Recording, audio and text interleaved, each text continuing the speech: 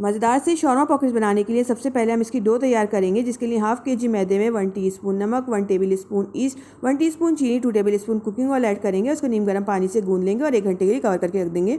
अब हम चिकन को मैरिनेट करेंगे। हाफ केजी बोनलेस चिकन में 1 टीस्पून नमक, 1 टेबल स्पून पिसी हुई काली मिर्च, 1 टेबल स्पून लहसुन अदरक का paste, 2 table spoon lemon juice डाल के मिक्स करेंगे और इसको 2 टेबल स्पून ऑयल में अच्छी तरह से कुक कर लेंगे।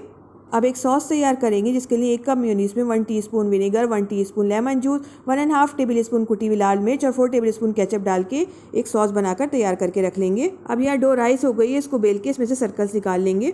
अब एक तवे पे 2 टेबल स्पून ऑयल ऐड करेंगे और इन पीटा ब्रेड को इसके ऊपर सेक लेंगे। दोनों तरफ से अच्छी तरह सेक लेंगे और इनको निकाल के साइड पे रख लेंगे। पॉकेट्स में हम कुछ वेजिटेबल ऐड करेंगे, जिसके लिए 1 प्याज ली है, 1 टमाटर और 1 खीरा लिया है। इसको मिक्स कर लेंगे। दूसरी तरफ हम चिकन और सॉस को आपस में मिक्स कर लेंगे।